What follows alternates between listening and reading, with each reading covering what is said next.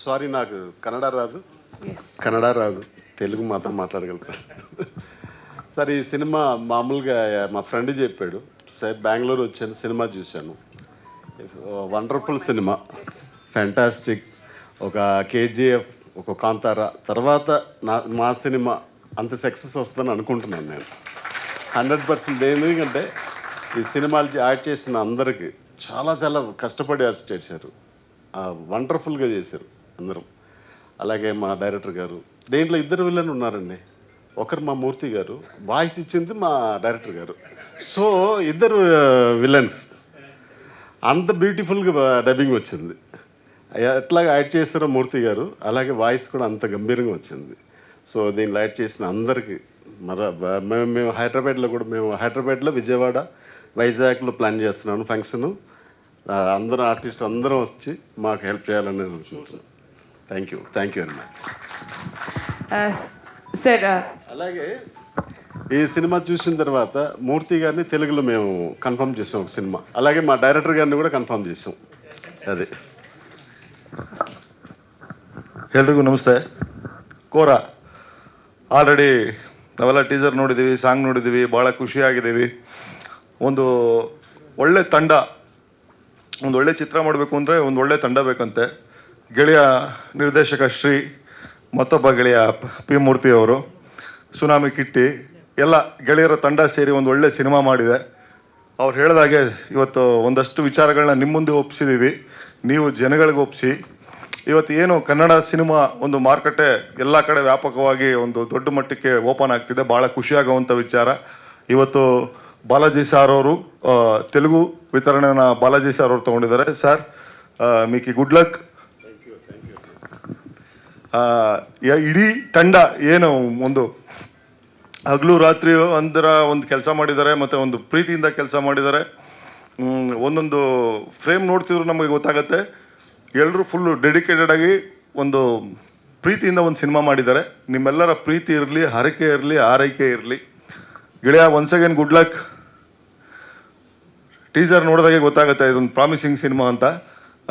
ಅವ್ರು ಆಗಲೇ ಹೇಳಿದ್ರು ಬಾಲಾಜಿ ಸಾರು, ಒಂದು ನೆಕ್ಸ್ಟ್ ಲೆವೆಲ್ ಸಿನಿಮಾ ಆಗುತ್ತೆ ಅಂತೇಳಿ. 100% ಗೆಳೆಯ, 100% ಸಿನಿಮಾ ತುಂಬ ಚೆನ್ನಾಗಾಗುತ್ತೆ. ನಿಮ್ಮೆಲ್ಲರ ಪ್ರೀತಿ, ಹರಕೆ, ಆರೈಕೆ ಇರಲಿ. Thank you sir. ಬಹಳ ಸ್ಪೆಷಲ್ ಸೆಗ್ಮೆಂಟ್ ಈಗ ಏನಂತ ಹೇಳಿದ್ರೆ, ನೀವು ತೆಲುಗು ಒಂದು ಮೋಷನ್ ಪೋಸ್ಟರ್ನ ಲಾಂಚ್ ಅಂತ ಹೇಳಿದ್ರೆ ಅವರು ಪೋಸ್ಟರ್ನ ಇಲ್ಲಿ ಹಾಕ್ತಾರೆ ಸರ್. ಈಗ ತೆಲುಗು ಒಂದು ಮೋಷನ್ ಪೋಸ್ಟರ್ನ ಲಾಂಚ್ ಮಾಡುವಂಥ ಸಮಯ. Motion poster launch. ಸರ್ ಇದು ಯಾವುದು ರೋಸಿ ಮೂವಿ ಇದು ಗೆಟಪ್ಪ? ಅಮ್ಮ ಹೌದು. ಓಕೆ. ಇಬ್ಬರು ಗೆಳೆಯರು, ಒಬ್ಬರು ನಿರ್ದೇಶಕರು, ಒಬ್ಬರು ನಿರ್ಮಾಪಕರು, ಭಾಳ ಪ್ರೀತಿಯಿಂದ ಸಿನಿಮಾ ಮಾಡಿ ನಿಮ್ಮ ಮಡ್ಲಿಗೆ ಒಪ್ಪಿಸ್ತಾ ಇದ್ದಾರೆ. ನಿಮ್ಮೆಲ್ಲರ ಹರಕೆ ಇರಲಿ, ಆರೈಕೆ ಇರಲಿ. ಆಲ್ರೆಡಿ ಸಾಂಗು 1 ಮಿಲಿಯನ್ ವ್ಯೂಸ್ ಮೇಲೆ ಜಾಸ್ತಿ ಆಗಿದೆ. ಟೀಸರ್ ಕೂಡ ಭಾಳ ತುಂಬ ಚೆನ್ನಾಗಿ ರೀಚ್ ಆಗಿದೆ. ಹೇಳಿ ಡೈರೆಕ್ಟರ್, ನೀವೇನು ಹೇಳಬೇಕು? ಇದನ್ನ ಹೇಳಕ್ಕೆ ತುಂಬ ಆಮೇಲೆ ಮಾತಾಡ್ತಾರಂತೆ ಡೈರೆಕ್ಟ್ರು. Thank you, love you. Yes, thank you sir. Distributor sir ಕೂಡ ಬರಲಿಲ್ಲ sir. Can we have Balaji sir please join us for photo. ಎಲ್ರಿಗೂ ನಮಸ್ಕಾರ. ಅಲ್ಲಿ ಮೂರ್ತಿ ಸರ್ ನಮ್ಮದು ಜರ್ನಿ ಒಂದು 12 ಇಯರ್ಸ್ ಇರ್ಬೋದು. ಸ್ಲಮ್ ಅಂತ ಫಸ್ಟ್ ಮೂವಿ ಮಾಡಿದ್ವಿ. ಸೊ ನನ್ನ ಮೇಲೆ ನಂಬಿಕೆ ಇಟ್ಟು ಈ ಸಿನಿಮಾ ಕೊಟ್ಟರು. ಸೊ 100% ಜಸ್ಟಿಫೈ ಮಾಡಿರ್ತೀನಿ ಅಂತ ಅವ್ರಿಗೂ ಖುಷಿ ಆಯಿತು. ಸೊ ಎಲ್ರಿಗೂ ಖುಷಿಯಾಗಿರುತ್ತೆ. ಈ ಸಾಂಗ್ಸ್ ಚೆನ್ನಾಗಿ ಬಂದಿದೆ, ಸೂಪರ್ ಸಾಂಗ್ಸ್ ಇದೆ, 3 ಸಾಂಗ್ಸ್ ಮತ್ತು ಬ್ಯಾಕ್ಗ್ರೌಂಡ್ ಸ್ಕೋರ್ ಎಕ್ಸ್ಟ್ರೀಮ್ಲಿ ಗುಡ್ ಬಂದಿದೆ.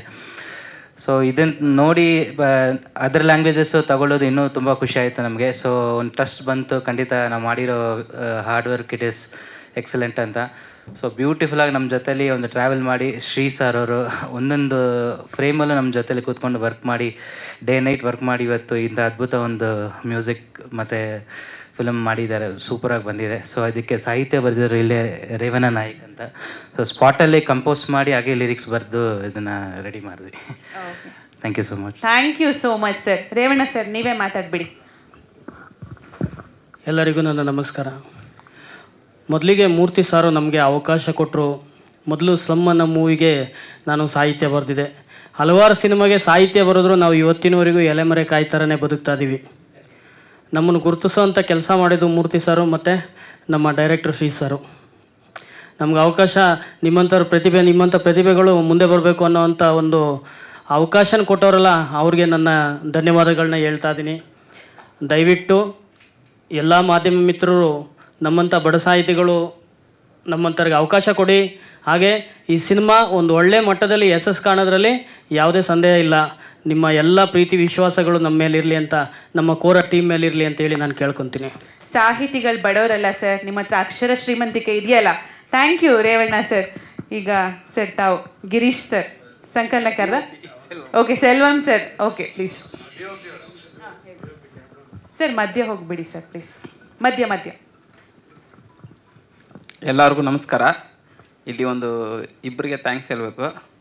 ಮೂರ್ತಿ ಸರ್ ನಮ್ಮ ಫ್ಯಾಮಿಲಿ ಮೆಂಬರ್, ಅವರೆಲ್ಲ ಮಾಡೋ ಸಿನಿಮಾಗೂ ಫಸ್ಟ್ ನನ್ನ ಕರೀತಾರೆ, ಫ್ರೀ ಇದ್ದೀರಾ ಅಂತಾರೆ. ನನಗೋಸ್ಕರ 1 ಮಂತ್ ಬೇಕಾದ್ರೆ ಮುಂದೆ ಹಾಕಿ ನಾವು ಮಾಡ್ತಾರೆ. ಸೊ ಮೂರ್ತಿ ಸರ್ ಥ್ಯಾಂಕ್ಸ್ ಈಗ ಅವಕಾಶ ಕೊಟ್ಟಿದ್ದಕ್ಕೆ. ಎರಡನೇದು ನಮ್ಮ ಡಾರ್ಲಿಂಗ್ ಡೈರೆಕ್ಟರ್. ಸೊ ಅವ್ರ ಜೊತೆ ನನ್ನ ಫಸ್ಟ್ ಸಿನಿಮಾ ಇದು. ನಂದು ಒಂದು 30 ಫಿಲಿಮ್ಸ್ ಆಗಿದೆ. ಸೊ ಅವ್ರ ಜೊತೆ ಹೆಂಗೆ ಇವರು ನಮ್ಗೆ ಸಿಂಕ್ ಆಗ್ತಾರಾ ಇಲ್ವಾ, ಅವ್ರ ಬಾಡಿ ನೋಡಿದ್ರೆ ಇಷ್ಟ ಇಟ್ಟಿದೆ ಹೆಂಗೆ ಏನು ಅಂತ ಭಯ ಪಟ್ಕೊಂಡಿದ್ದೆ.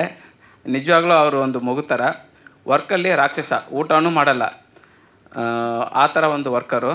ನಾನು ಮಾಡಿದ್ದ 30 ಸಿನಿಮಾದಲ್ಲೂ ನನಗೆ ಬೆಸ್ಟ್ ಡೈರೆಕ್ಟ್ ಅಂದರೆ ಸೊ ಸಿರಿ ಅವರು. ಅವ್ರ ಜೊತೆ ಕಲಿಯೋದು ತುಂಬ ಇದೆ ಆ್ಯಕ್ಚುಲಿ.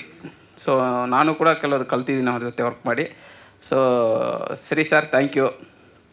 ಮತ್ತು ಈ ಸಿನಿಮಾಗೆ ಒಳ್ಳೆ ಮ್ಯೂಸಿಕ್ ಕೊಟ್ಟಿದ್ದಾರೆ ಹೇಮಂತ್ ಸರ್, ನಿಮಗೂ ಕೂಡ.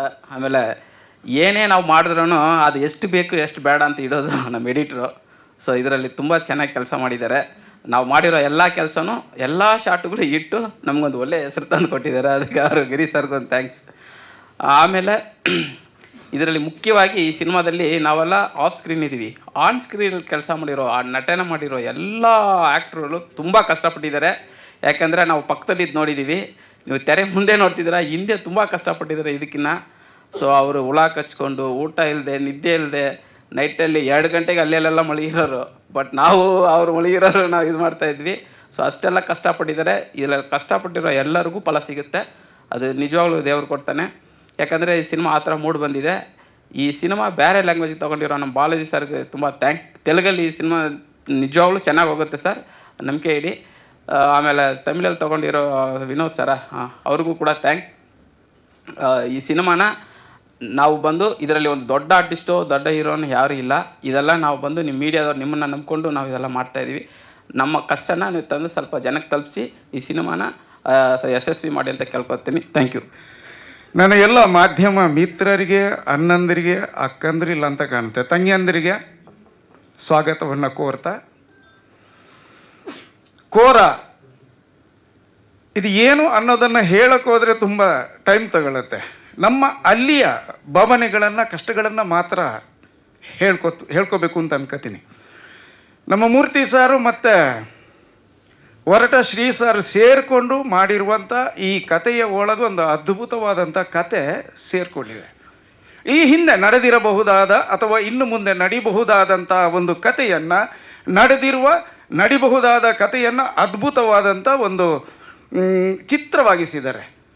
ಸಕಲೇಶ್ಪುರದ ಹತ್ತಿರ ಯಾವುದೋ ಒಂದು ಕಾಡಲ್ಲಿ ಶೂಟಿಂಗ್ ನಡೆಯುವಾಗ ಒಂದು ಸೆಟ್ ಹಾಕಿದರು, ಗುಡಿಸಲುಗಳ ಸೆಟ್.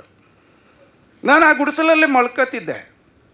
ನನಗೆ ಅರ್ಧರಾತ್ರಿಯಲ್ಲಿ ಎದ್ದು ಓಡಾಡೋ ಅಭ್ಯಾಸ. ಅರ್ಧರಾತ್ರಿಯಲ್ಲಿ ಎದ್ದು ಓಡಾಡುವಾಗಲೂ ಸೆಲ್ವಮ್ ಮತ್ತು ಶ್ರೀ ಸಾರು ಅಲ್ಲಿ ಕೂತಿರ್ತಿದ್ರು, ಅವರು ಮಾತು ಕೇಳ್ತಿದ್ರು, ಮಾತಲ್ಲಿ ತೊದಲಿಕೆ ಇರ್ತಿತ್ತು. 3 ಗಂಟೆ ರಾತ್ರಿಗೆ. ಬೆಳಿಗ್ಗೆ 5:15 ಎದ್ದು ನಾನು ರೆಡಿಯಾಗಿ 6 ಗಂಟೆಗೆ ಸೆಟ್ಗೆ ಹೋಗುವಾಗ ಅವರಿಬ್ಬರು ಸೆಟ್ಟಲ್ಲಿ ಇರ್ತಿದ್ರು. ಇದು ಹೇಗೆ ಅಂತ ನನಗೆ ಇವತ್ತಿನವರೆಗೂ ಅರ್ಥ ಆಗಿಲ್ಲ. ಈಗ ಇವರು ನಮ್ಮ ಸೆಲ್ವಂ ಸಾರ್ ಹೇಳಿದ್ರು, ಶ್ರೀ ಅವರು ರಾಕ್ಷಸ ಅಂತ. ನಿಜ ಹೇಳ್ತೀನಿ, ಅವರು ಕೆಲಸದಲ್ಲಿ ರಾಕ್ಷಸ. ಅವರಿಗೆ ಹಗಲು ಮತ್ತು ರಾತ್ರಿಯ ವ್ಯತ್ಯಾಸ ಗೊತ್ತಾಗ್ತಿರ್ಲಿಲ್ಲ. ಕೆಲಸ ಮಾಡುವಾಗ ಅವರು 1 ನಿಮಿಷ ಕೂತ್ಕೋತಿರ್ಲಿಲ್ಲ, ನಮ್ಮನ್ನು 1 ನಿಮಿಷ ಕೂತ್ಕೊಳ್ಳೋಕೆ ಬಿಡ್ತಾ ಇರಲಿಲ್ಲ. ಒಟ್ಟು ಸೆಟ್ಟಲ್ಲಿ ಒಬ್ರಿಗೊಬ್ಬರು ಪೈಪೋಟಿ ರೀತಿಯಲ್ಲಿ. ಈಗ ಉದಾಹರಣೆಗೆ ಯತೀರ ಸಾರು, ನಮ್ಮ ಗಣೇಶನ್ನ, ನನ್ನ ಮಗಳ ಪಾತ್ರ ಮಾಡಿರುವಂಥ ಸೌಜನ್ಯ ಮೇಡಮ್, ಆಮೇಲೆ ಅವರ ಪತಿಯ ಪಾತ್ರ ಮಾಡಿರುವಂಥ ಮುನಿ, ನಾವೆಲ್ಲರೂ ಸೇರಿಕೊಂಡು ಮೊದಲೇ ಮಾತಾಡ್ಕೊಂಡಿದ್ದೀವಿ, ನಾವು ಇದು ಪಾತ್ರ ಥರ ಮಾಡೋದು ಬೇಡ, ನಾವು ಆ್ಯಕ್ಟ್ ಮಾಡೋ ಥರ ಮಾಡೋದು ಬೇಡ, ನಾವೊಂದು ಚಾಲೆಂಜಿಂಗ್ ಆಗಿ ತಗೊಳ್ಳೋಣ, ಇದನ್ನು ಸ್ಪರ್ಧೆ ರೀತಿಯಲ್ಲಿ ಮಾಡೋಣ ಅಂತ ಪ್ರತಿಯೊಬ್ಬರು ಅದೇ ರೀತಿಯಲ್ಲಿ ಆ್ಯಕ್ಟ್ ಮಾಡಿದ್ದಾರೆ. ಚರಿಷ್ಮಾ ಅವ್ರು ಇರ್ಬೋದು, ನನ್ನ ಕಂದ ಸುನಾಮಿ ಕಿಟ್ಟಿ ಅವ್ರು ಇರ್ಬೋದು. ಒಂದು ಮಾತು ಹೇಳಬೇಕು ನಿಮಗೆ, ನನ್ನನ್ನು ಮೊದಲು ಇದಕ್ಕೆ ಆಯ್ಕೆ ಮಾಡಿಕೊಂಡು ಅವ್ರ ಕಚೇರಿಯಲ್ಲಿ, ನಮ್ಮ ಮೂರ್ತಿ ಸರ್ ಕಚೇರಿಯಲ್ಲಿ ಆಯ್ಕೆ ಮಾಡಿಕೊಂಡ್ರು. ಸರ್ ನೀವು ಇಂಥ ಪಾತ್ರ ಮಾಡಬೇಕು ಅಂತಂದರು. ಹೊರಟು ಸರ್ ಕತೆ ಹೇಳಿದ್ರು. ಹೀರೋ ಯಾರು ಅಂತ ಕೇಳಿದಾಗ ಸುನಾಮಿ ಕಿಟ್ಟಿ ಅಂದರು. ನನಗೆ ಅಲ್ಲೇ ನಡಗಲಿಕ್ಕೆ ಶುರು ಆಯಿತು. ಅಷ್ಟೊತ್ತಿಗಾಗಲೇ ಈ ಮನುಷ್ಯನ ಬಗ್ಗೆ ತುಂಬ ಕೇಳಿಬಿಟ್ಟಿದ್ದೆ ನಾನು. ಸೆಟ್ಟಿಗೆ ಹೋಗಿ ಆ ಮನುಷ್ಯ ನನ್ನ ಜೊತೆ ಮಾತಾಡಿದ ಮೇಲೆ ನನಗನ್ನಿಸ್ತು, ಇದು ಮಗುವಿನಂಥ ಮನಸ್ಸಿನ ಹುಡುಗನ ಒಳಗೆ ಯಾಕೆ ಈ ಥರದ್ದೆಲ್ಲ ಬಂತು ಅಂಥೇಳಿ ಇಷ್ಟರವರೆಗೆ ಅವರನ್ನು ಬ್ರೈನ್ ವಾಶ್ ಮಾಡ್ತಾ ಬಂದಿದ್ದೀನಿ. ಪರಿಪೂರ್ಣ ಮನುಷ್ಯರಾಗಿದ್ದಾರೆ. ಎಲ್ಲಕ್ಕಿಂತ ಹೆಚ್ಚಾಗಿ ಈ ಕೋರದ ಒಳಗೆ ಒಂದು ಅದ್ಭುತವಾದಂಥ ಕತೆ ಇದೆ. ದಯವಿಟ್ಟು ನನ್ನ ಮಾಧ್ಯಮ ಮಿತ್ರರು, ಅಣ್ಣಂದರು, ತಂಗಿಯಂದರು ಎಲ್ಲರೂ ಸೇರಿಕೊಂಡು ನೀವು ನಮಗೆ ಸಪೋರ್ಟ್ ಮಾಡಿದ್ರೆ ನಮ್ಮ ಮೂರ್ತಿ ಸಾರ್ ಇರ್ಬೋದು, ಹೊರಟ ಶ್ರೀ ಸಾರ್ ಇರ್ಬೋದು, ಅವರು ಮಾಡಿದಂಥ ಅವ್ರು ಹಾಕಿರುವಂಥ ಶ್ರಮಕ್ಕೆ ತಕ್ಕ ಪ್ರತಿಫಲ ಸಿಗುತ್ತಂತ ಕೇಳ್ಕೊತಿದ್ದೀನಿ.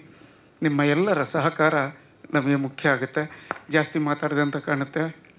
ಅಣ್ಣ ಹೋಗ್ಬಿಟ್ರು ಕೆಳಗೆ. Thank you. ಇಲ್ಲ, thank you so much Math sir. ಧನ್ಯವಾದಗಳು ಸರ್. ಯತಿರಾಜ್ ಸರ್ ಹೋಗಿರೋದ್ ಕಾರಣ ಬೇರೆ ಇದೆ. ಸೀರಿಯಲ್ ಬ್ಯುಸಿ ಎಲ್ಲ ನಿಂತು ಕಾಲು ನೋವು ಅಂತ ಅವ್ರಿಗೆ. ಯತಿ ಸರ್, ನಿಮ್ಮ ಪಾತ್ರದ ಬಗ್ಗೆ ನೋಡಿದ್ರೆ ಒಂದು ವಿಲ್ನಿಶ್ ಪಾತ್ರ ಇರಬಹುದೇನೋ ಅಂತ ಅನಿಸ್ತಾ ಇದೆ ಅಲ್ವಾ? ಸೊ ಕೋರ ಬಗ್ಗೆ ತಮ್ಮ ಮಾತು. ಎಲ್ಲ ಮಾಧ್ಯಮದ ಸ್ನೇಹಿತರಿಗೆ ಸ್ವಾಗತ, ಹಾಗೆ ಧನ್ಯವಾದಗಳು. ಮೂರ್ತಿಯವರು ನಾವು ಪ್ರಗತಿಪರ ಚಳುವಳಿ, ಕನ್ನಡ ಪರ ಚಳುವಳಿಯಿಂದ ಗೆಳೆಯರು. ಅವರು ಇದಕ್ಕೆ ಮುಂಚೆ ಸಿನಿಮಾ ಮಾಡಿದಾಗಲೂ ಕೂಡ ಆ ಸಿನಿಮಾದಲ್ಲಿ ನಾನು ಕೂಡ ಪಾಲ್ಗೊಂಡಿದ್ದೆ. ಶ್ರೀ ಹೊರಟ ಮಾಡಿದಾಗಿಂದ ಆತ್ಮೀಯರು. ಇವರಿಬ್ಬರು ಕಾಂಬಿನೇಷನಿಂದ ಈ ಸಿನಿಮಾ ಒಳಗಡೆ ನನ್ನ ಪಾತ್ರ ಪ್ರವೇಶ ಆಗುತ್ತೆ. ನಾನು ಇಲ್ಲಿ ನಾಯಕಿಯ ತಂದೆಯಾಗಿ ಕಾಣಿಸ್ಕೊಂಡಿದ್ದೀನಿ. ವಯಸ್ಸಾಯಿತು ನನಗೂ. 7 ವರ್ಷದಿಂದ ನಾನು ಹೀರೋಯಿನ್ ಜೊತೆ ಡುಯೆಟ್ ಹಾಡಿದ್ದೆ ಹೀರೋ ಆಗಿ. ಟಕ್ ಅಂದ್ಬಿಟ್ಟು ಬಡ್ತಿ ಕೊಟ್ಟರು. ಬಟ್ ಇದರಲ್ಲಿ ಒಂದು ಲಕ್ ಏನು ಅಂತ ಅಂದರೆ 2 ಶೇಡ್ ಇದೆ. ಒಂದು ಯಂಗ್ ಗೆಟಪ್ಪಲ್ಲೂ ಇರ್ತೀನಿ, ಓಲ್ಡ್ ಗೆಟಪ್ಪಲ್ಲೂ ಕಾಣಿಸ್ಕೊಳ್ತೀನಿ. 2 ಶೇಡ್ ಇರುವಂತಹ ಒಂದು ಅಪರೂಪದ ಪಾತ್ರ. ಬಹಳಷ್ಟು ಜನ ಆಲ್ರೆಡಿ ಸಿನಿಮಾ ನೋಡಿರೋರು, ಅದು ಇನ್ಕ್ಲೂಡಿಂಗ್ ನಮ್ಮ ಒಬ್ಬ ಕಲಾವಿದನಿಗೆ ಯಾವಾಗ ಅದು ಒಂದು ಖುಷಿ ಆಗುತ್ತೆ ಅಂದರೆ, ಯತಿ ಇನ್ನು ಸೂಪರ್ ಆಗಿ ಮಾಡಿದ್ಯಮ್ಮ ಅನ್ನೋ ಒಂದು ಮಾತು ಕೇಳಿದಾಗ ಖುಷಿ ಆಗುತ್ತೆ. ಆ ಮಾತು ಬಂತು. ಅದಕ್ಕಿಂತ ಎಲ್ಲದಕ್ಕಿಂತ ಮೊದಲು ಬಂದಿದ್ದು ನಮ್ಮ ಮಠ ಸಾರಿಂದ. ಅವರು ಡಬ್ ಮಾಡಕ್ಕೆ ಹೋದಾಗ ನನ್ನ ಸೀನ್ ನೋಡ್ಬಿಟ್ಟು ಫೋನ್ ಮಾಡಿ ಭಾಳ ಹೊಗಳಿದ್ರು. ನನಗೆ ನಾನೇ ವೇದಿಕೆ ಮೇಲೆ ಹೇಳ್ಕೊಬಾರ್ದು ಆ್ಯಕ್ಚುಲಿ. ಆದರೆ ಒಂದು ಸಿನಿಮಾ ಮಾಡಿದ ನಂತರ ನಾವು ಮಠ ಸರ್ ಹೇಳಿದ್ರು, ಸೆಟ್ಟಲ್ಲಿ ಸಕಲೇಶ್ಪುರ ಕಳಸದಲ್ಲೆಲ್ಲ ಬಹಳ ಕಷ್ಟಪಟ್ಟಿದ್ವಿ. ಎಲ್ಲ ಕಾಡಲ್ಲೇ ಶೂಟ್ ಮಾಡ್ತಿದ್ರು, ಸೆಟ್ಟಲ್ಲಿ ಶೂಟ್ ಮಾಡ್ತಿದ್ರು. ಯತಿ 10 ಗಂಟೆಗೆ ಕಳಿಸ್ಬಿಡ್ತೀನಿ ಅಂದ್ಬಿಟ್ಟು ಬೆಳಗ್ಗೆ 6:30ವರೆಗೂ ಶೂಟ್ ಮಾಡಿಸಿದ್ದಾರೆ ಭಾಳ ಪ್ರೀತಿಯಿಂದ. ಒಬ್ಬ ಕಲಾವಿದನಾಗಿ ಸೆಲ್ವಂ ಸಾರು ಅಷ್ಟೇ. ಒಂದ್ಸಲ ಅಂತೂ ಬೆಂಕಿ ಅಂತ ಅವ್ರ ಹತ್ರಕ್ಕೆ ಹೋಗ್ಬಿಟ್ಟಿದ್ದು, ಕ್ಯಾಮ್ರಾ ಬಿಟ್ಟು ಓಡೋಗ್ಬಿಟ್ಟಿದ್ರು. ಸ್ಕ್ರೀನ್ ಮೇಲೆ ನೀವು ನೋಡ್ತಾ ಇದ್ದೀರಾ, ಇವರೆಲ್ಲೂ ಪ್ಯಾನ್ ಇಂಡಿಯಾ ಸಿನಿಮಾ ಅಥವಾ ದೊಡ್ಡ ಸಿನಿಮಾ ಅಂತ ಎಲ್ಲೂ ಬಾಯ್ಬಿಟ್ಟು ಯಾರು ಹೇಳ್ತಾ ಇಲ್ಲ. ಆದರೆ ಸ್ಕ್ರೀನ್ ಮಾತಾಡ್ತಾ ಇದೆ. ಸ್ಕ್ರೀನ್ ಮಾತಾಡೋದಕ್ಕೆ ಕಾರಣ ಮೂರ್ತಿಯವರು, ಶ್ರೀ ಅವರು, ಸೆಲ್ವಂ ಅವರು, ಅಲ್ಲಿ ಸೆಟ್ ಹುಡುಗರುಗಳು, ಬೇರೆ ಎಲ್ಲ ಪ್ರತಿಯೊಬ್ಬ ಕಲಾವಿದರು. ಕಿಟ್ಟಿನ ನಾವು ಮರಿಬಾರ್ದು. ನಾನು ಮೊದಲು ಕಿಟ್ಟಿ ಸುಮ್ಮನೆ TV ಶೋಯಿಂದ ಬಿಲ್ಡಪ್ ಹೀರೋ ಆಗ್ಬಿಟ್ಟಾನೆ, ಏನಿದು ಕತೆ ಅಂತ ಮನಸ್ಸಲ್ಲಿ ಅನ್ಕೊಂಡಿದ್ದೆ. ಹೌದು, ಒಬ್ಬ ಪತ್ರಕರ್ತನಾಗಿ ನಮ್ಗೆ ಸ್ವಲ್ಪ ಅನುಮಾನಗಳು ಜಾಸ್ತಿ ಇರ್ತವೆ. ಸೊ ಹಾಗಾಗಿ ಆ ಥರ ಅನ್ಕೊಂಡಿದ್ದೆ. ಇಲ್ಲ, ನಿಜ ಹೇಳಬೇಕು ಅಂತಂದರೆ ಅವನು ರಿಯಾಲಿಟಿ ಶೋ ವಿನ್ನರ್ ಎಲ್ಲ ಆಗಿದ್ರು ಕೂಡ ಅಲ್ಲೇನಾದ್ರು ಸಣ್ಣ ಟಿಪ್ಸ್ ಕೊಟ್ಟರು ಕೂಡ ತಗೊಂಡು ಮಾಡ್ತಿದ್ದ ಕಿಟ್ಟಿ. ನನಗೆ ಆವಾಗ ತುಂಬ ಖುಷಿ ಆಯಿತು, ದಾರಿ ತುಂಬ ದೊಡ್ಡದಿದೆ ಅಂತ. ಇನ್ನು ಚರಿಷ್ಮಾ ನಮಗೆ ಹೊಸ ಪರಿಚಯ. ಇನ್ನು ಮುನಿ ಮತ್ತು ಸೌಜನ್ಯ ತಿಂದಾಕ್ಬಿಟ್ಟಿದ್ದಾರೆ ಅಪ್ಪ ಅಮ್ಮ ಆಗಿ. ಕಾಫಿ ಎಸ್ಟೇಟು, ಟೀ ಎಸ್ಟೇಟು, ಕಾಡು, ಈ ಥರದ್ದೆಲ್ಲ ಒಂದು ಶೂಟಿಂಗ್ ಮೂಡಲಿತ್ತು. ಸಿನಿಮಾ ನಾನು ನೋಡಿದ್ದೀನಿ, ಸುಳ್ಳು ಹೇಳ್ಬಾರ್ದು, ನೋಡಿಲ್ಲ ಅಂತ. ಸೆಕೆಂಡ್ ಹಾಫು, ಫಸ್ಟ್ ಹಾಫ್ ನೋಡಿ ಡಿಸಿಷನ್ ಬರಬೇಡಿ. ಸೆಕೆಂಡ್ ಹಾಫ್ ನೋಡಿದ್ರೆ ನೀವೇ ಬಂದು ಖುದ್ದಾಗಿ ಪ್ರಚಾರ ಮಾಡ್ತೀರಾ. ಅಷ್ಟರ ಮಟ್ಟಿಗಿನ ಗಟ್ಟಿತನದ ಪಾತ್ರ ಕತೆಗೊಂದು ಹಿನ್ನೆಲೆ, ಎಲ್ಲರ ಅದ್ಭುತವಾದ ಅಭಿನಯದ ಸಮ್ಮಿಶ್ರಣ ಇದೆ ಅಂತ ನಾನು ಭಾಳ ಹೆಮ್ಮೆಯಿಂದ ಮನಸಾರೆ ಹೇಳಲಿಕ್ಕೆ ನಾನು ಬಯಸ್ತೀನಿ. ಎಲ್ಲರೂ ಡೈರೆಕ್ಟರ್ ಬಗ್ಗೆ ಹೊಗಳ್ತಾನೆ ಇದ್ರು. ನಾನು ಹೊಗಳೋದು ಅಂತಲ್ಲ, ಮೆನ್ಷನ್ ಮಾಡಬೇಕು. ಅಂದರೆ ಒಬ್ಬ ನಿರ್ದೇಶಕನಿಗೆ ಆ ಹಸಿವು ಮತ್ತು ಹಠ ಇದ್ದಾಗ ಮಾತ್ರನೇ ಈ ಥರದೊಂದು ಔಟ್ಪುಟ್ ಬರೋದಕ್ಕೆ ಸಾಧ್ಯ. ಅದನ್ನು ನಾವೆಲ್ಲರೂ ಸಾಕ್ಷಿಭೂತರಾಗಿದ್ದೀವಿ. ಇವ್ರೆ ಮಠ ಸರ್ ಹೇಳ್ದಂಗೆ ಊಟ ಮಾಡ್ತಿರಲ್ಲ, ಅವ್ರಿಗೋಸ್ಕರ ಅವ್ರು ಹೇಳಿ, ನಾನು ಹೇಳಬಾರ್ದು. ಸೊ ಒಂದು ಸೆಟಪ್ ಎಲ್ಲ ಮಾಡ್ಕೊಂಡು ನಾನು ಕಾಯ್ಕೊಂಡು ಕೂತಿರ್ತಿದ್ದೆ. ಸೊ ಆ ಥರದೊಂದು ದೊಡ್ಡ ಅನುಭವ ಕೊಟ್ಟಂತಹ ಸಿನಿಮಾ ಅಂತ ಹೇಳ್ತೀನಿ. ಮೂರ್ತಿಯವ್ರ ಜಾಗದಲ್ಲಿ ಬೇರೆ ಯಾರಾದರೂ ಇದ್ದಿದ್ರೆ ಮೋಸ್ಟ್ಲಿ ಸಿನಿಮಾ ಈ ಲೆವೆಲ್ವರೆಗೂ ಬರ್ತಿರಲಿಲ್ಲ ಅಂತ ಖಂಡಿತವಾಗಿ ಹೇಳ್ತೀನಿ. ಯಾಕಂದ್ರೆ ಸಿನಿಮಾ ಬೆಳೀತಾ ಬೆಳೀತಾ ಬೆಳೀತಾ ಒಬ್ಬ ಡೈರೆಕ್ಟರ್ಗೆ, ಒಬ್ಬ ಆರ್ಟಿಸ್ಟ್ ಆಗಿ ನನಗೆ ಗೊತ್ತಾಗುತ್ತೆ, ಅರ್ಥ ಆಗುತ್ತೆ, ಅದ್ರದ್ದು ಗಾತ್ರ ಬೆಳೀತಾ ಹೋಗುತ್ತೆ. ಬೇರೆಯವ್ರಾಗಿದ್ರೆ ಹೋಗೋ ಸಾಕು, ಹಾಕಿರೋ ದುಡ್ಡು ಹೋದ್ರೆ ಹೋಗ್ಬಿಡ್ಲಿ ಅಂತ ಬಿಟ್ಬಿಟ್ಟಿರೋರು. ಆದರೆ ಅವರು ಗಟ್ಟಿ ಮನ್ಸು ಮಾಡಿ ಏನೇನೋ ಕಷ್ಟಪಟ್ಟಿರ್ತಾರೆ ನಂಗೆ ಗೊತ್ತು, ಫೈನಾನ್ಸ್ ಹೊಂದ್ಸೋಕ್ಕೆ. ಇಲ್ಲಿವರೆಗೂ ತಂದಿದ್ದೀರಾ, ಸಿನಿಮಾ ರಿಲೀಸ್ ತಂದಿದ್ದೀರಾ. ಬಾಲಾಜಿ, ವಿನೋದ್ ಅವರೆಲ್ಲ ನಿಮ್ಗೆ ಸಪೋರ್ಟ್ ಮಾಡ್ತಿದ್ದಾರೆ. ಅಂತಹ ಒಂದು ದೊಡ್ಡ ಸಿನಿಮಾದಲ್ಲಿ ಒಂದು ವಿಶೇಷವಾದ ಸಿನಿಮಾ, ಒಂದು ರೆಗ್ಯುಲರ್ ಹೀರೋ ಬಂದ, ಹೀರೋಯಿನ್ ಬಂದ, ಡ್ಯೂಯೆಟ್ ಆ ಥರದಲ್ದೇ ಒಂದು ಏನೋ ಹೇಳಬೇಕು ಅಂತ ಹೊರಟಿರುವ ಶ್ರೀ ಮತ್ತು ಮೂರ್ತಿ ಅವರ ಪ್ರಯತ್ನಕ್ಕೆ ನಮ್ಮ ಎಲ್ಲ ಗಣೇಶಿಂದ ಹಿಡಿದು ಪ್ರತಿಯೊಬ್ಬ ಕಲಾವಿದರುಗಳಿಗೆ ಒಳ್ಳೇದಾಗಲಿ ಅಂತ ಕೇಳ್ಕೊಡ್ತಾ ನಿಮ್ಮೆಲ್ಲರ ಬ್ಲೆಸ್ಸಿಂಗ್ಸ್ ಇರಲಿ ಅಂತ ಕೇಳ್ಕೊಂಡು ನಾನು ಮಾತು ಮುಗಿಸ್ತೀನಿ.